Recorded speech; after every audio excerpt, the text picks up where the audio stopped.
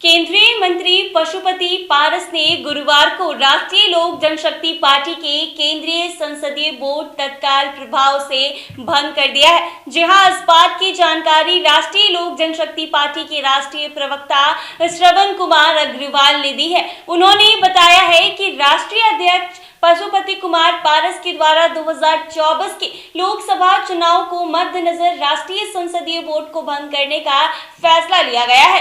नई केंद्रीय संसदीय बोर्ड का पुनर्गठन यथाशीघ्र कर दिया जाएगा। जी हां, आपको बता दें कि दरअसल जैसे जैसे लोकसभा चुनाव का समय नजदीक आ रहा है, वैसे वैसे अब राजनीतिक पार्टियों का दांव पेच भी शुरू होता हुआ नजर आ रहा है।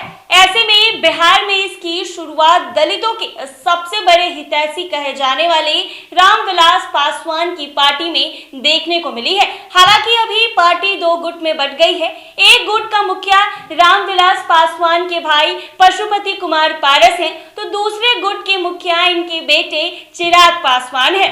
मालूम हो कि रामविलास की लोजपा का स्थापना दिवस मनाया गया है। ऐसे में इस स्थापना दिवस समारोह पर घर के अंदर ही दो अलग अलग जगह पर स्थापना दिवस मनाता हुआ सामने नजर आया है। सबसे बड़ी बात ये रही है कि दोनों अपने आप को रामविलास की बात पार्टी का दावा भी करने से पीछे नहीं रहे। लेकिन उस दौरान सबसे अलग और रोचक चीज जो देखने को मिली वो ये थी कि जिसके बंगले घर में बैठकर लोजपा के दो गुटों में बदलने की रणनीति तैयार की गई थी, वही अब एक गुट को छोड़कर दूसरे गुट में शामिल हो गई है। जी हां, आपको बताते चलिए कि लोजपा पारस गुट की सांसद वीणा देवी जब सांसद बनी थी तो लोजपा में कोई दो गुट नहीं था और पार्टी रामविलास पासवान के नेतृत्व में काफी मजबूती से चल रही थी। लेकिन वक्त ने करवट बदली और रामविलास पासवान का निधन हो गया। उनके निधन के कुछ दिनों के बाद लोजपा में बिखरा हुआ और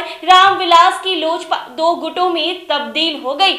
एक गुट नाम राष्ट्रीय लोक जनशक्ति पार्टी पड़ा, जिसके अध्यक्ष रामविलास पासवान के भाई पशुपति कुमार पारस बने, तो दूसरे गुट का नाम लोक जनशक्ति पार्टी रामविलास तय हुआ।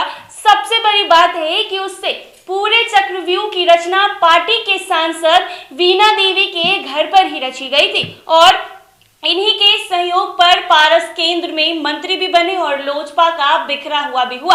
लेकिन अब जब लोकसभा चुनाव का समय नजदीक आया है तो वीणा देवी ने पाला बदल लिया और यह चिराग पासवान की पार्टी में शामिल हो गई है। जी हां, आपको बता दें कि पार्टी के 28वें स्थापना दिवस के मौके पर एक तरफ चिराग पासवान पटना में हुंकार भर रहे थे तो दूसरी तरफ पशुपति कुमार पारस हाजीपुर में हुंकार भर रहे थे। तो इस दौरान वैशाली से जो सांसद हैं वीणा देवी, वो पशुपति कुमार पारस को छोड़कर चिराग पासवान के दामन को फिर से थाम ली। ऐसे ही तमाम अपडेट्स के लिए बने रहे NBC 24 पर।